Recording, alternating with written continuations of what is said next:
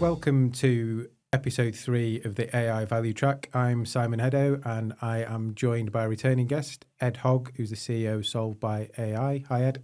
Hi, Simon. And a returning guest, James Bolle, Head of Data and Insights at ReThink Productivity. Hi, Simon. Thanks. Beat me to the high. There we go. We're keen to get going on this one. So we're going to talk today about build versus buy on this episode, and all relates to AI still.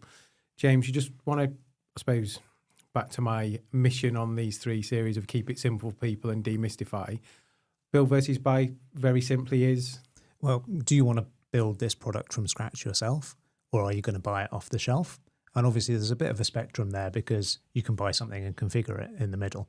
But that's the decision you're going to have to make as a business with your AI tool. If you're looking at solving a generic problem that lots of businesses have solved before or lots of other businesses need to solve, generally you're going to be thinking about buying that in off the shelf. You need something to triage your customer service requests, or you need to sort through your documents. That problem's been solved before. So you're probably going to want to buy that off the shelf. You might have a specific industry challenge related to your business, or something actually that's business specific. You might need to do some configuration of that tool. But generally, if you're solving a problem lots of other people need to solve, you're probably better off trying to find something first that's off the shelf and proven. However, if you're dealing with something that's really specific to your business, and in particular something that's like a strategic bottleneck for your business, it's preventing you from growing and you don't think anybody else is going to be in that situation at all, then you're probably going to lean towards building it yourself, not only because it's not been built and proven before, but also because the IP involved in building that is really important to your business and you don't necessarily want that to be shared around other people. And that's the decision you're going to make, and I think the way you would make that decision. So IP, again, for those pulling everybody up on acronyms and all those kind of things, intellectual property. That's what I would say it stood for. Yeah, I'm glad you said that because I might have got it wrong. Internet protocol, is that an IP thing? Anyway, so in this instance, intellectual property. So your thoughts and ideas within that business that you want to keep. Yeah, secret. Monetize, sell it to somebody else, whatever Exactly. It might be. Okay, so the alarm bells in my head go off when we start to talk about bespoke, because I'm thinking, that sounds expensive, that sounds tricky, that sounds like I'm going to lead a load of really intelligent people that are going to cost me a lot of money. Sounds difficult to maintain. So my head goes to, there must be some really key decisions you've got to make to go down the bespoke route. I mean, I'm sure you've got an opinion. We'll start with you, James, and then come to Ed. Yeah, I mean, you've just hit the nail on the head, really, with the challenge that leaders face when they're thinking about AI is if you're going to build yourself, you need to make sure you have the correct level of expertise within the business to do it and to do it well, which might mean hiring lots of PhDs. It might mean investing really heavily in your data architecture, and it might mean investing really heavily in your IT infrastructure, because you might need some really hardcore computing power to do what you want to do. And so it is a lot of upfront cost and it is a long-term investment, whereas buying something and trying to configure it, you can probably get to the solution quicker. However, as an organization, you want to be building your organizational expertise in this area because we believe it's part of the future and it's going to be part of our strategic advantage. So we want a team that's comfortable in it from the off, and so there's a balance to be struck in that decision. Ed, I don't know if you would add to that. Yeah, I think for me, you're looking at solving more niche problems when you're building yourself. There are some great tools out there that you can buy in. There's no point in us trying to compete with ChatGPT on a large language model. Or go after developing our own artificial generalized intelligence models, which we're not at yet, but it would cost us trillions to get close to. But there are some very niche problems that are very focused within our organizations that we might be able to deploy, and there's tools that help us do it out there. And what we're looking for is that kind of sweet spot of, is this niche enough that it only really applies to us, or us and a very small number of people around us, and therefore it's going to be a better trade-off, a better bottom line effect for us to build it in-house rather than try to buy it outside. Or if I was spinning it in a positive way, there's a problem that you could solve in a bespoke way that you could monetize and sell onwards. Oh, yeah. So there might be a different angle of, we see this as a wide-scale problem and we want to solve it in our bespoke way and then monetize it moving forward. Because I suppose the other way to look at it is, if it's bespoke, it adds value to that organisation because it's theirs, back to the IP debate and however you do it. Okay, yep, got it, makes sense. So I will underline this, and it's directed at yourself, Ed, without getting technical. When organisations think, okay, I understand the problem, it's really niche to us, or we think it's got bigger legs and we want to have it by ourselves, for the time being before we sell it. From an architecture point of view, is that a big round of decisions, meetings, things that need to be considered? What types of things will people need to think about when they're saying, yeah, tick, we're going bespoke, tick, we know the niche problem we're trying to solve, you've got some tools and things, but what does it sit on? Where does it live? What does it look like? I think the first thing you need to do is have an oversight committee, which is just business jargon and not really useful. But you just need to have a group of people who are going to overlook how the model's performing at all stages, from a training point of view, from a performance point of view when deployed, looking at it from an ethics point of view. We quite often come across those problems. So you need a group of people who are able to step in and go, no. Because if you train it in the wrong direction or train it with some data, you could get some effects you definitely don't want. You've then got kind of you want a strong leader of the project, and they need to look at your architecture and work out a way that technically you can embed it with your data. Because it's got to live somewhere, right? It's got to live somewhere. Got to live in a database or whatever, on a server somewhere in the cloud. I'm sure my technical ignorance here, but you've got to be able to access it in a safe and secure way is my minimum. Yeah, and some of these models need a lot of computational power to run. You could need to use AWS's biggest Amazon Web Services. Sorry, you got there before me. Biggest server, or Google Cloud's biggest server, in order to run for a very small amount of time. So you need to put it somewhere that you're able to move the data into and out of that meets your information security officer or whoever in your organization is responsible for data's threshold of data security. The other thing you need to think about is the skill set that you have in-house. So one of the architecture things you need is an architect.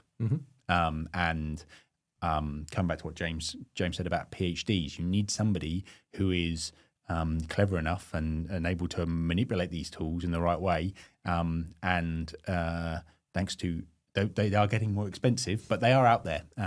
These people, and you can find them and get them to come and work for you on a very focused project if it's interesting enough. And most niche projects are. Most data scientists love niche projects because they're pushing the boundaries of what's been done before. Okay, so I'll come to you in a second, James, but just let me simplify those steps. So you need to understand where it lives.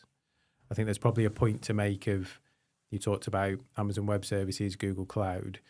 You need to try and understand the cost, because I assume you could start to run these things, be using massive computing somewhere, and then you get the bill through and go, oh my God, I didn't realise it cost me 10 grand for those 2 minutes of computing. I'm making the numbers up, but in relative terms, there's a cost when you're pulling that resource.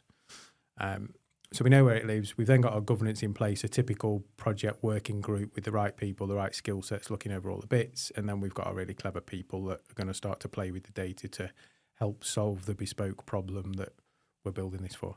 Yeah. That summarizes it really nicely. Perfect.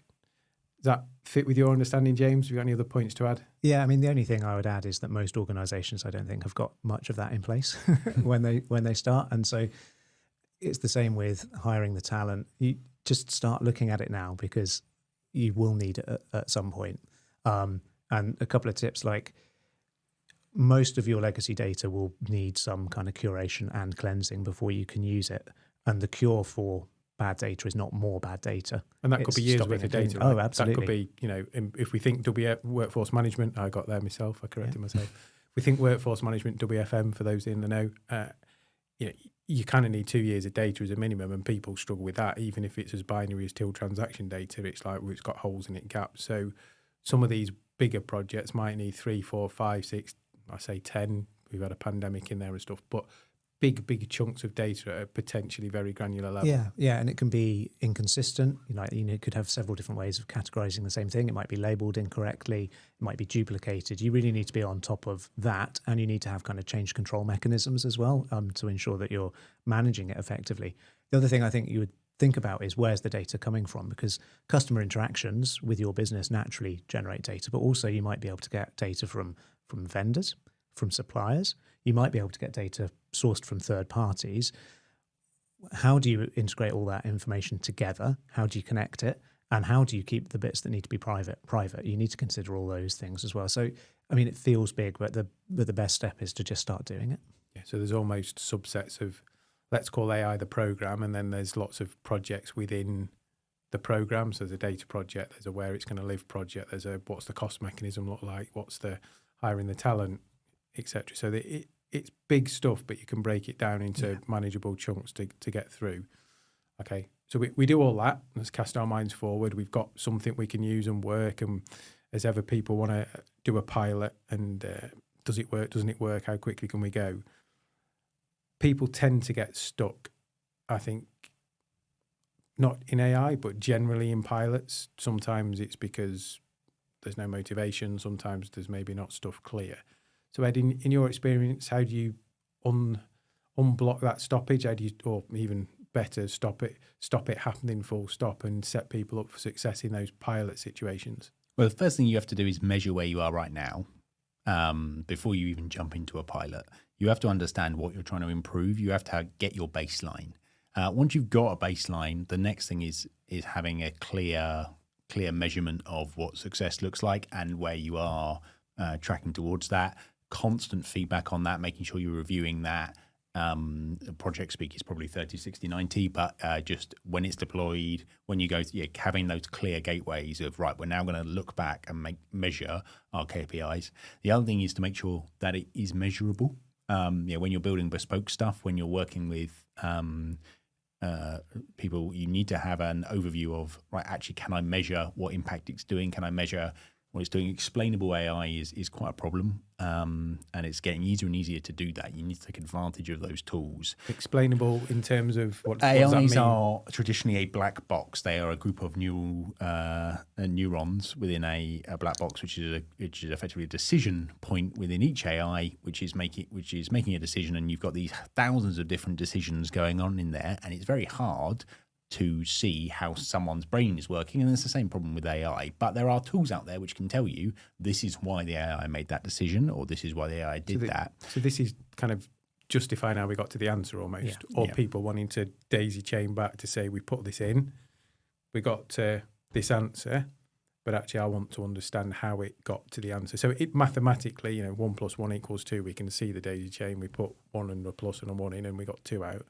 But it's clearly far more complicated than that. Yeah, there's some really good maths without getting too geeky and bringing game theory up for a second. There's some really clever tools out there that are able to say the reason that the AI thinks that this picture of a dog is a dog is because 98% of the input was recognized as dog and 2% of it looks like cat.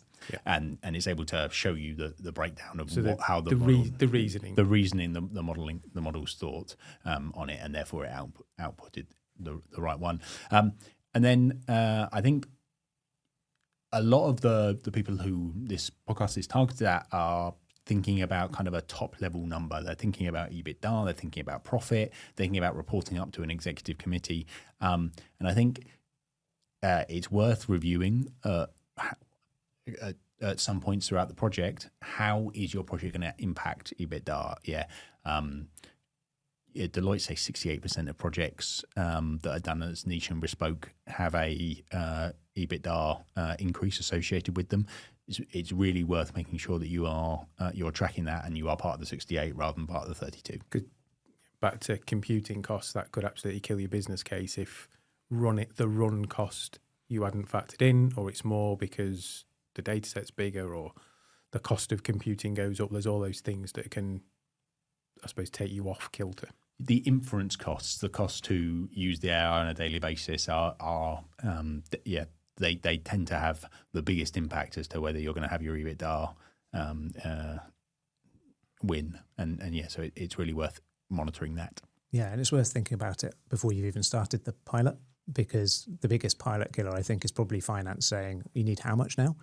If you've not got a broad sense of how much it's going to cost to deploy and maintain and operate up front, then it might be worth taking a step, making sure you know that before you embark on the pilot. Because you talked in episode 1 about challenges being cultural with rolling these things out.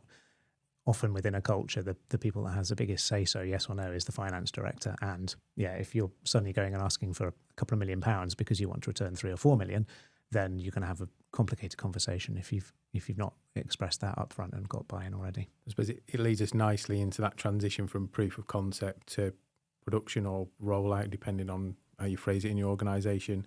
And you touched there, James, around some high-level governance controls, so understanding the full cost of the project almost before you embark, or at least an indicative view, so that people know what they're signing up to as you get there. And those will change. That's life. Things go up in price, not particularly down in price, and assumptions are assumptions. So we can crystallise some of those and start to be more accurate.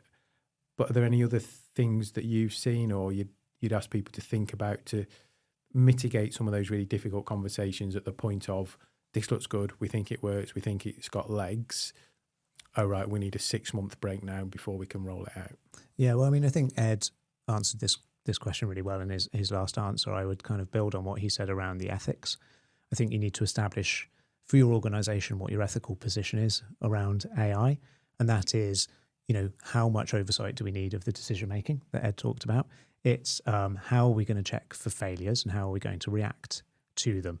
And remember, when most people think about ethics in AI, they think about bias in decision making, which is really important. But there's also ethics involved in, if your AI isn't making the right predictions all the time, that has an impact on your customers. What are the ethics of that? I think you need to have these discussions up front and have them early in some detail and establish how you feel about it in order to not have that pain later. And you definitely don't want that pain a year and a half after you've rolled it out.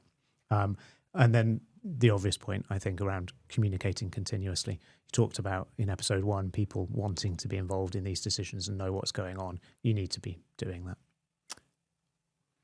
I think for me, with regards to governance, scope creep is the classic project problem. Silent killer. The silent killer. Scope creep. I think, and the same is true with AI. If you try and you define your scope, only give it the data that's relevant for that, train it on that. If you then try and ask it to do different things, you sometimes, quite often, always need to give it more data, whether that's you are asking it now that something that requires weather data or moon cycles or whatever you need to add. You do need to add that data in. You do need to throw it in there, and that tends to be a retraining or an additional training cycle, and you lose the EBITDA wins, your ROI.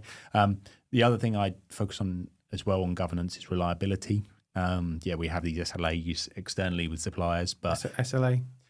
Service level agreements of the amount of you challenging me there. I had to think. The service level agreements where you say 99.9% of the time this has to be up. If we're rolling it out to staff internally, even if it's only a small organisation, you need to make sure that you're always up, and therefore you need to have reliability as part of your governance of your project. And I struggle a little bit with the word pilot because it kind of gives the connotation it's optional at the end. So I think lots of organisations, pilot really is phase 1 rollout. It's test and learn, a couple of locations, whatever are going to feel the pain, and then we're going to move through. Do you agree, or is pilot typically we'll stop then if it doesn't work? Do people stop? It's hard with a lot of the build projects to do a pilot. You are because the cost is because the initial front cost loaded. The initial cost is quite a lot up front. I mean, you can build something as a research project and it not work, and you just cut your losses at the end of it. But it's not a pilot; it's a build and then a deploy stage. And I think that one of the potential options for using somebody else is that they've been through the build phase. You don't have to pay for that. Yes, there are potentially longer. The long run costs of it are increased, but the upfront investment is so much less, and that's often a decision you need to make. And maybe if there is a tool out there that you can use for that, then you should go the other way. So yes or no answer only allowed now. I'm the host, so I can set the rules. Does a pilot have to be perfect before it goes to production or rollout? No, That's it. No, we're done. No. Thank you. I agree. Go on. I'll let you carry on. There's no such thing as perfect with these things. Exactly. So again, the point you made, Ed, keep the scope tight, because that can cause that creep of, well, we'll have an extended pilot, we'll have a phase 2. So keep the scope tight. When you've achieved your, 80%, is it the 80-20 rule? Actually, that might be good enough, because you can carry on to get to 90 to get little return back to your EBITDA, ROI numbers, and even 95 to get marginal gains. That's the bit, that 20%, I think, is the bit where sometimes people fall in the gap of trying to get a bit more, but it actually, in relative terms, they've got most of the benefit already to go. With AI, like most projects, Moscow, the must, could, should, would. Got there before me. Kind of stuff. They really the must, defining what your must is effectively your scope here. Yeah, and everything else, if it does it, great. But it will continue to learn. You continue to improve. And you need strong leadership to enforce that, because otherwise everybody falls back to wanting everything. So we talked about IP before, so intellectual property. You've got potentially partners that are coming in to work with you. You've got new hires, teams. So how do you go around kind of protecting that? If you're employed, there's typically clauses in contracts around the IPs with the business. It's not personal, etc. But there must be a risk with this moving so quickly that people's ideas all of a sudden appear in a different tool, a different bespoke platform that are very similar. Yeah, difficult one. It's often case by case IP. It's what intellectual property are you providing? What you often don't want to do is bring in a partner to train on your data, and then your competitor use your data to get ahead. So you don't want your competitor to be succeeding because you outlaid the capital to build the model. So definitely protecting that is really important with AI. I think very clear what is being used as a training data set, and what's being used as a deployed data set, what is available to the public, and what that needs to be clear in the contract. You need to be very clear as to what is the information, the data, the architecture, the model, the current training state of the model that is being brought into the relationship from outside, from third parties, and what's being used here. There are some very public examples where over the last couple of weeks, as we record this, that your IP is available, or that people have had pretty high-level security risks from publishing information inadvertently to the web, and it's been taken advantage of by actors who are bad, and therefore, you really need to be cautious of that. But I think with IP, you just have to make sure you spend the time before you start working out what is in scope, where is my data going to be used, where is making sure that you maintain the rights to your core data not being used to benefit your competitors. Yeah, that makes complete sense. Clearly, take legal advice is the underlying disclaimer in that piece. Don't use ChatGPT to check this contract. Well, maybe for the first part, as a start point. I mean, I would argue most businesses will be partnering with people to help them build bespoke stuff to begin with, because they won't have the organizational capabilities to do so. Or capacity normally, or there's a whole bunch of blockers, isn't there? Yeah, and so you need to build that partner relationship from the off and know what terms you're going to be dealing on. And again, it's one of those conversations, even if you're thinking 2 years down the line, start talking to partners now. And a good partner should have that conversation in the early days, because they should be used to the conversation. They should be used to people, so they should almost have the answers packaged and however they deploy it ready to go within that model, right? So that's good. And then if we're going to build bespoke, James, and we're starting to scale it, how do we stop the organizational blockers? So how do we stop the organization when it becomes more well-known, slowing it down? Yeah, I mean, you talked in episode 1 about cultural challenges being the big problem, and this being change management, which I think is really key. But London Business School published something talking about the 4 horsemen of the AI apocalypse being the 4 things that will stop your project from scaling effectively. One is finance. Yeah, so run out of money. Run out of money. Cost too much more than we thought. Yeah, or we can't evaluate this effectively. Compliance is another one, because it's very difficult to understand the risks inherent in an AI tool. And I don't know if Ed wants to come in on that in a second. HR, because they've not hired the right people to enable you to scale it, or it's hard to find them. And lastly, IT, not getting the underlying infrastructure in place. Data needs to be managed collectively. You need standards and processes for data collection and data curation, and you need catalogs and ways to manage what's in there. And those four departments can all block something from scaling because they've not done that work, which then goes back to the original conversation of when you start out on your pilot or your proof of concept or phase 1 rollout, whatever you call it, you need to be thinking down the line, okay, what's this going to look like? And engaging people from the start. I don't know if you've got any builds on those, Ed. I agree with everything you just said. You summed it up pretty well. The compliance stuff is really important. Engage your chief information security officer in this stuff from the very beginning. There are some very easy things that you can do in compliance to ruin it, particularly with regards to ethics, with regards to exposing your data in an unsecure way, making some pretty it's pretty easy to make some pretty catastrophic errors if you don't just follow some basic rules and some basic steps around data security and about AI security. So I definitely spend some time with somebody who's trained in that area. And ethics seems to be one of those things where there's talks of laws or EU directives, and again, it'll always be slightly probably different in the States. So that again is something to keep track on, because it seems to be something that's a moving target all the time. Yeah, the AI EU Act was passed very recently and is law now, and is something that you do need to be aware of if you're deploying any of your models inside the EU. Not as prevalent in the United Kingdom, definitely not as prevalent in the US. Different laws in different places. You need to make sure GDPR and California workers' law and all those kind of fun laws that you need to be aware of. But they all essentially mean you need to protect your employees' data, never provide more information out than from personal data than is needed. Make sure you're training sensibly. Make sure that you're always within a scope and that there's a defined reason for using it. So I think those are all the kind of key things you need to take care of. And if you are doing those, then the others should come along. You should be able to get HR and finance to buy in, because you're following some very sensible principles. Compliance and governance doesn't have to be a hindrance. It actually can be a help sometimes. Perfect. Well, on that note, I thank you, Ed, for your contribution again, and James.